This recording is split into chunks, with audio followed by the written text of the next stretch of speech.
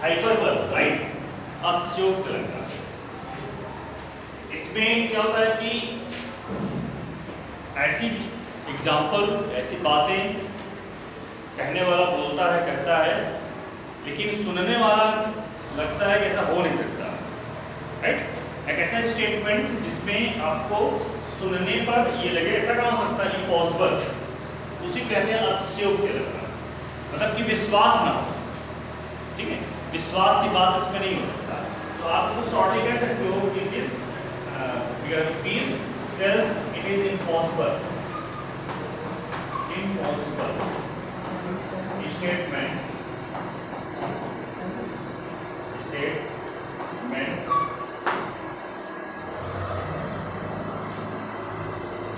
और anyone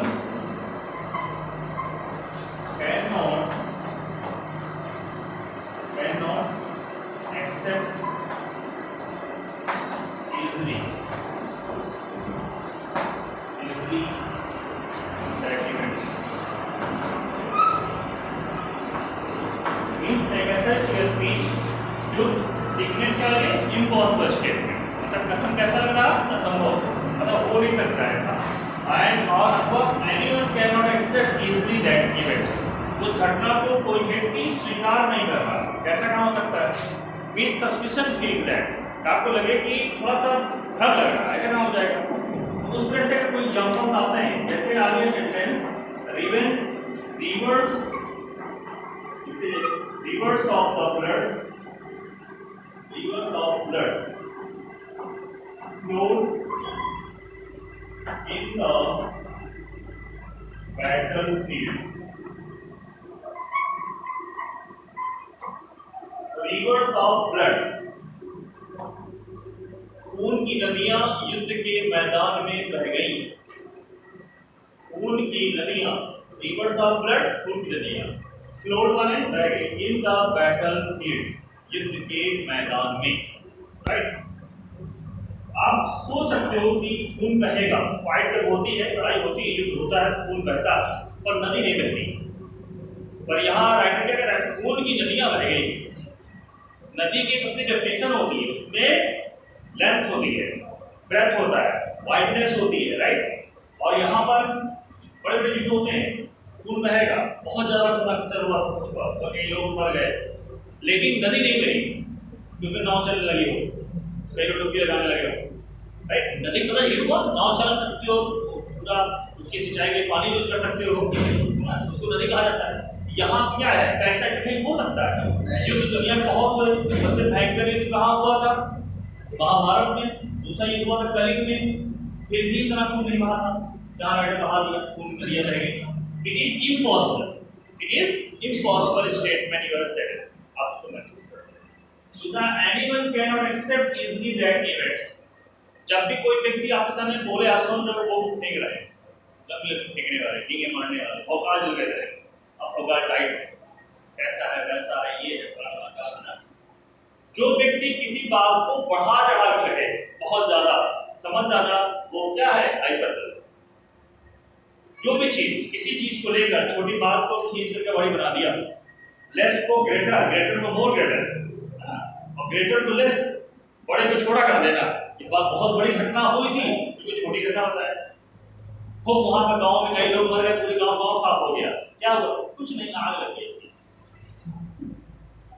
बाद पता जब पूरा गांव में गायब हो गया, पूरी गांव जल गया। इतनी बड़ी घटना, आप खाली इतना बोल रहे हो, क्यों, ये जानते हो मतलब कि यहाँ पे ज्यादा प्रोपेगेंडा होगा, तो उसमें हमारा भी नाम आ जाएगा, हमारे घर वालों नाम आ जाएंगे आग लगाने में। तो आपने क्या किया, बड़ी घटना को छोटी बना दिया, और छोटी बात को नाम उसमें आना वाला है ना, उसमें लगा दिया। बहुत ज्यादा, हम जब गए तभी सबको शांत हुआ, नहीं मुक्त हो रहा था। जितने लोगों ने देखा सब लड़ने तैयार थे, लेकिन उनको समझाया वैसा, समझिए, लड़े हुए थे, मतलब मेरे द्वारा सब कुछ कंट्रोल में आया। अब क्यों अपना नाम करना है, खींच बड़ा कर दिया। तो जहां पर ऐसा लगे, वो सारे इवेंट्स हमारे क्या कहलाते हैं, हाइपर, हिंदी बोलते हैं अतिशयोक्ति अलंकार। दूसरा एग्जाम्पल बोले लीजिए कि 10,000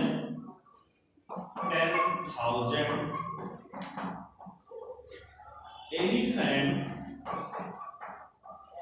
10,000 elephants saw at a glance. 10,000 हाथियों को एक दृष्टि में देखा गया। 10,000 हाथियों को एक दृष्टि में देखा गया। कौन सी फील्ड है भैया जहां 10,000 हाथी खड़े किए गए? हाथी की एक साइज होती है, हाथी खड़ा कर तो हाहा खड़ा लगता है, 100 खड़ा कर दो लगा तो कितना होगा, 1000 खड़े कर दो तो 10,000 कहाँ खड़े किए जाएंगे? It is impossible. पता कि आपकी बातों को लग रहा है कि कहाँ से 10,000 हाथी लाए गए होंगे, राइट? तो ये सारी चीजें जो प्रोबेबिलिटी लग रही, संभवता लग रहा है, कैसा काम हो जाएगा? तो इसको भी आप कह सकते हो कि ये हमारा हाइपरबल है। बात को बहुत बढ़ा चढ़ा करके ये प्रकट किया जाएगा, right?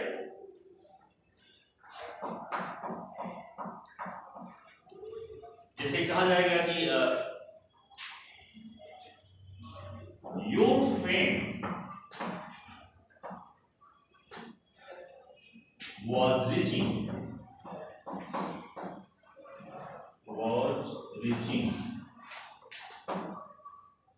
your fame was reaching near the sky. तुम्हारी प्रसिद्धि आकाश तक पहुंच रही है। आकाश तक कोई सैटेलाइट नहीं पहुंच पा रहा, उसकी प्रसिद्धि वहां पहुंच रही है। आकाश अनंत है, शून्य है ना, वहां तक कह रहा है कि तुम्हारी जो प्रसिद्धि है, हमारा जो यशोगान है वो आकाश तक जा रहा है। मतलब देख क्या है वहां पर, एक आदमी बता रहा था कहता नीचे जो है वो वहां तक आ रहे हैं, right? It is impossible. Means इसमें मैं इंडिकेट करना चाह रहा हूं कि जैसे जैसे ये एग्जाम्पल आपके सामने कोई रिप्रेजेंट करे, बोले, बताए, कहे, सुनाए, बोले ऐसी चीजें, तो समझ जाना कि जिस पर आपको विश्वास ना हो, है ना? जैसे आपने कहा कि आज मैंने 5 पैर वाले हाथी को देखा। 5 पैर कैसे होगा? नहीं, 5 पैर चल रहे थे लगातार। तीसरे कहा यार तो सूंड को देखो आगे, इसलिए 5 पैर। हाँ वही वो चल रही थी आगे। क्या गलत है ना? उसने 4 पैर थी और सूंड जो थी उसको क्या मान लिया? 5वां पैर मान लिया। बट वो पैर नहीं है, वो उसका सबसे एलिमेंट्स वर्क करने वाला एक हैंड है, हाथ से। जैसे हम लोग हाथ से कोई सामान उठाते हैं, करते हैं, उसी तरह से सूंड क्या काम करती है? हाथ का काम करती है। तो फिर वो आ जाएगी। लेकिन उसने अपनी बात को इस प्रकार रिप्रेजेंट करने के लिए इस प्रकार से बताया। तो यहाँ पर इस एग्जाम्पल में आपने क्या देखा कि ऐसी बातें जिसको सुनने से आपको लगे ऐसा नहीं हो सकता है। दूसरा, वक्ता बात को इतनी बढ़ा चढ़ा करता है कि कोई व्यक्ति उसको आसानी से स्वीकार नहीं कर सकता। It is the figure of speech hyperbole, उसी को हाइपरबल फिगर ऑफ स्पीच कहा जाता है। ठीक है, शॉर्ट में इस डेफिनेशन को शॉर्ट करना चाहो तो यहाँ कह सकते हैं कि इन हाइपरबल, बहुत शॉर्ट डेफिनेशन है, इन हाइपरबल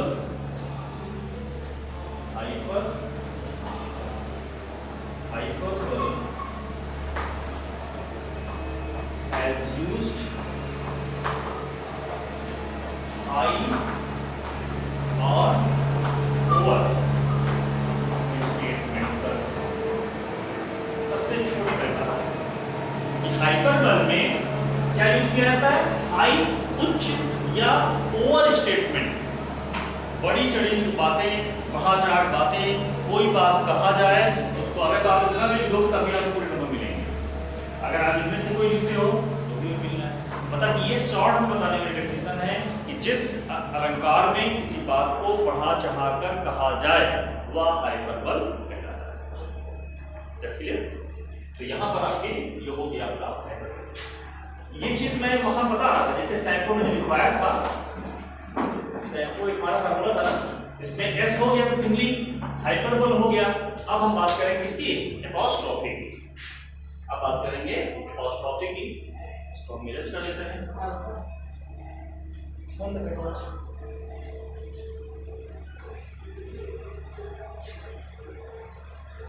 एपोस्ट्रोफी क्या होता है? एपोस्ट्रोफी जैसे नाम से ही पता है, एपोस्ट्रोफी का अर्थ होता है संबोधन करना, किसी बात को संबोधित करना, राइट? संबोधन, एपोस्ट्रोफी करता है संबोधन करना।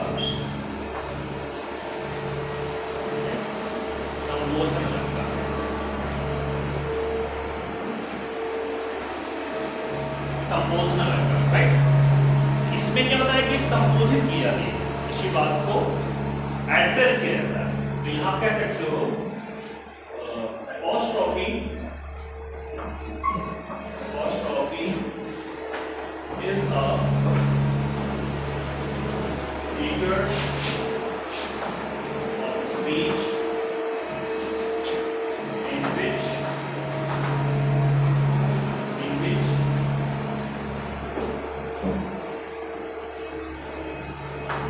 it is addressed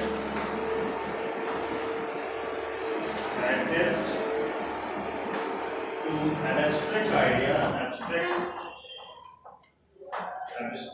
or dead person.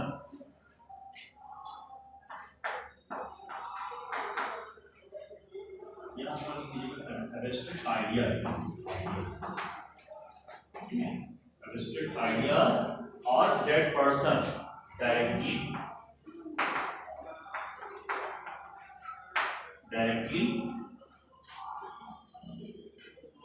right? And mark of exclamation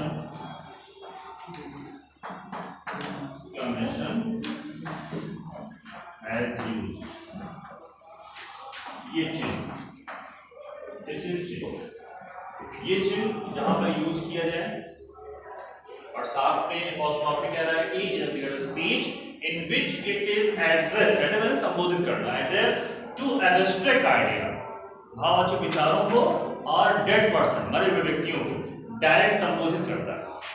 अगर ऐसा कहीं दिखता है और साथ में ये चिन्ह लगा हुआ है, mark exclamation, that is apostrophe। apostrophe की सबसे अच्छी पहचान होती है कि ये मार्क, अगर ये मार्क यूज किया गया है तो वो इंडिकेट करता है this is apostrophe। For example,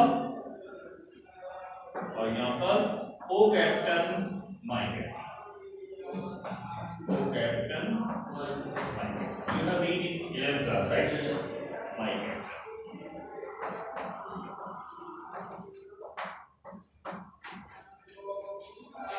First example this is, and second example over time ola,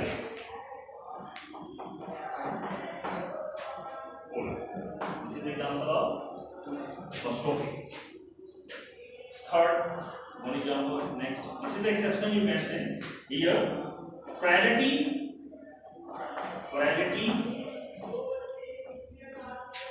here comma have used, thy name is woman, frailty, thy name is woman, ये exception है, means our example here use and was that this mark, but here only use comma, right?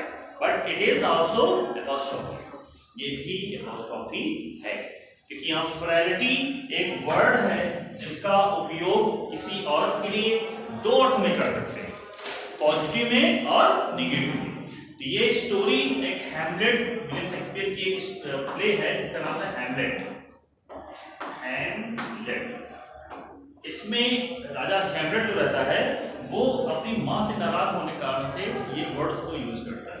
फ्रैटिक अर्थ होता है इसके अंदर ममताशील, सहनशील, धैर्यशील, करुणामयी, दयामयी, ऐसे शब्द।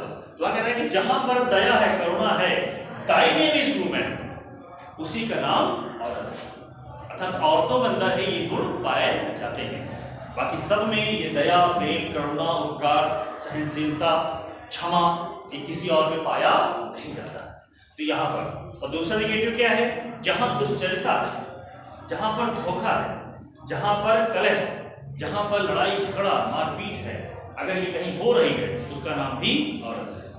तो दो अर्थ हो गए ना, निगेटिव और पॉजिटिव, और दोनों फिट बैठ रहे हैं, है ना। मैक्सिमम फाइट, लड़ाई चाहे जो हुई है वो औरतों के कारण हुई है, घर द्वार पूरा अलग अलग हो गया, सब कुछ इधर हो गया, तो भी और काम हुआ। तो यहाँ पर कह रहा है कि दो, तो यहाँ पर हैमलेट ने निगेटिव अर्थ प्रयोग किया, क्योंकि उसकी माँ उसको बचपन में इसे छोड़ के चली जाती है और दूसरे किसी डंकर नाम का राजा था उससे शादी कर लेती है। जब छोटा था तब तो जब बड़ा होता है तो उसको पता चलता है उसकी माँ के बारे में, लोग खूब भड़काते हैं, सुनाते हैं, तो वहीं से नफरत हो जाती है औरत जात से भी, और बड़ा होकर के अपने दम पर ही स्वयं राजा बनता है। और राजा बनने के बाद किसी चीज को संबोधित कर रहा होता है, तभी उसने वुमेन नाम पर इसने कहा और फिर खुद ही भावुक हो गया। उसके मंत्री ने पूछा व्हाट्स रीजन, आप ऐसा क्यों इतना कठोरता से बोले? तो उन्होंने बताया मतलब कि मैं जब छोटा था मेरी माँ मुझे छोड़ के चली गई। उनको वह दुख था या उनको लड़ाई की झगड़ा थी पापा पिताजी थी, उनको छोड़ दिया थी, मुझे उन्होंने छोड़ दिया। मेरी क्या गलती, मैं तो छोटा था। मुझे माँ का अर्थ होता है जो अपने पुत्र के लिए पिता से पति से भी लड़ जाती है, समाज से भी लड़ जाती है, राइट, वो माँ होती है। तो उनको पूछे क्यों छोड़ दिया, बस इसी बात को दुखी होता है और ये बात उसको कह देता है। तो यहाँ पर जो स्टेटमेंट बहुत अच्छी स्टोरी है ना, तो जिसको आपको समझ आ गया। फ्रैलिटी डायनेमिक्स गुड। तो फ्रैलिटी के यहाँ दो मीनिंग, नेगेटिव और पॉजिटिव, ठीक है। कवि को होता नहीं हम किस बात को लेकर, देखिए कवियों के रूप में अगर देखा जाए तो कवि दो तरह पाए गए हैं हमारे समाज में। एक होता है कि औरतों बहुत बड़ाई करते हैं और एक वो औरतों को बुराई बात करते हैं, है ना। तो उनकी सोच पे है ना, उनकी सोच पर कैसी की सोच है उस प्रकार से उन्होंने वो किया, पढ़ाई किया। और कुछ लोगों ने बहुत बुराई किया, बहुत कहा गया और वो भी अपने हिसाब से कह रहे हैं। जिसे तुलसीदास बाबा लिखते घोर गंवार शुद्ध पशु नारी सकल ताड़ना की अधिकारी। नारी मतलब होता पिटाई करो, मार के समझाओ उसको तो समझ आएगा। तो वो गलत है। और एक तरफ माँ सीता को भगवती माँ जगदम्बा मान दिए और वहाँ पर वो बुराई कर रहे हैं। तो वहाँ बाबा तुलसीदास ओपन करते हैं कि मैं किस नारी की बात कर रहा हूँ, उसको ताड़ना की जरूरत है। एग्जाम्पल क्या देते हैं, जैसे कि सूर्पनखा। सूर्पनखा जो नारी थी, ऐसी नारी को ताड़ना जरूरी है कि जब वो गई वहां घूमने के लिए, पूरा विचरण कर रही, तुम जंगल जंगल घूम रही, राइट। जिसको अपने आगोश वो कर लिया, वो गुलाम बन गए बेचारे। और वही उनकी प्रथा थी सूर्पनखा की। जब वो जंगल पहुंची, देखा दो राजकुमार इतने प्रिय इतने सुंदर, उनको देखकर मोहित हो जाती, पूरा प्रस्ताव रखती है भगवान नाम से कि हमसे ब्याह करोगे। Direct proposal. भगवान ध्यान में थे, आप खोले, तो त्रिकालदर्शी हैं, जो स्वयं ब्रह्मांड मालिक है, तो उनके सामने जान पाओगे। मुस्कुराए, समझे, उन्होंने कहा कि देवी, काटे नहीं उसको, कि देवी मेरा विवाह हो चुका है, मेरी अर्धांगिनी है। सारा के सीता जी की सीता जी आ नहीं कहा, तो थोड़ा झुलस गई। तो उन्होंने कहा कोई बात नहीं, मतलब कोई दिक्कत नहीं, आपकी एक शादी हो गई, एक शादी हो जाएगी, क्या फर्क पड़ता है। और ये प्रथा चल रही है, मतलब कि वो है दोनों बताया कि हाँ चल रही है। मेरे पिताजी ने स्वयं 3 शादियाँ की, भगवान ने कहा। लेकिन यही से आप एक्सप्लेन करते हैं, मर्यादा पुरुष होता है कि लेकिन मैंने अपनी पत्नी को वचन दिया है तो मैं अपने जीवन में एक ही विवाह करूँगा और वही मेरी सबसे अर्धांगिनी होगी। इसलिए वो नहीं कहे इसलिए देवी मैं आपसे विवाह नहीं कर सकता, तो मैंने अपनी पत्नी को क्या दिया, वचन दिया। तो झुलस जाती, घूमना जाती है। अचानक लक्ष्मण जी आ गए लकड़ी में लेकर के, कहीं भाभी लकड़ी लिया है, खाना बना देना, भैया प्रणाम। तो उनको देख के मोहित हो गई।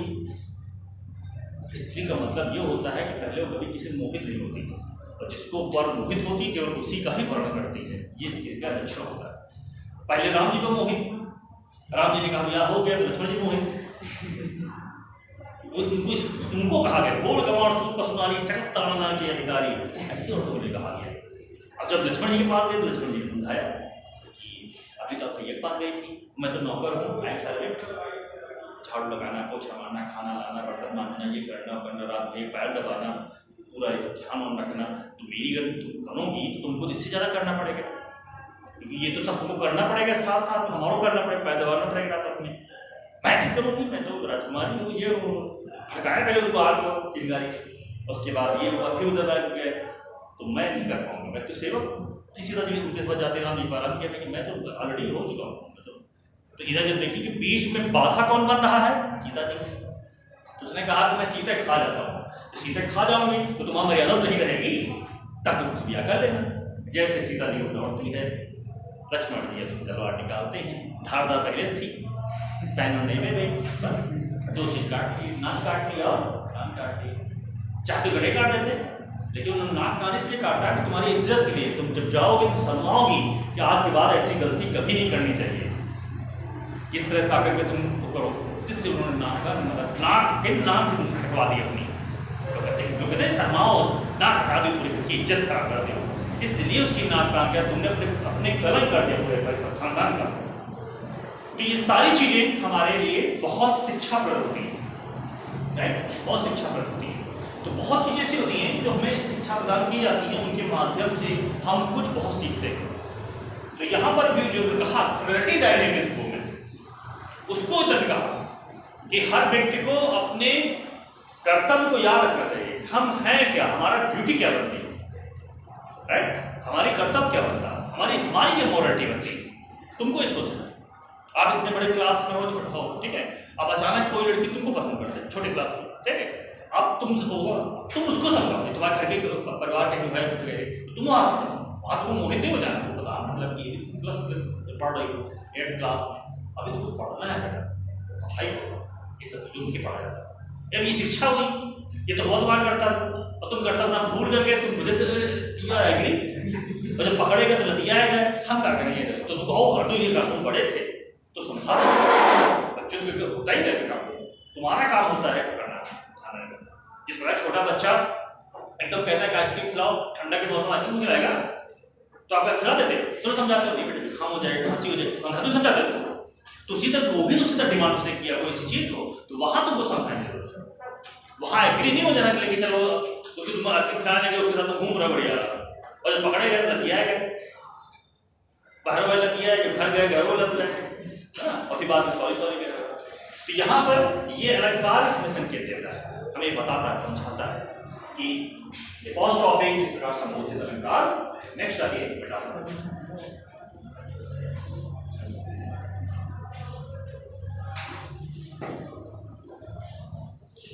Metaphor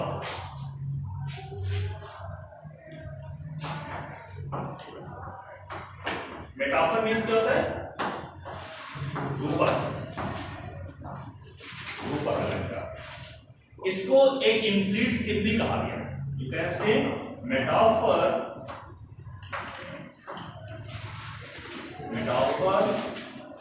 is an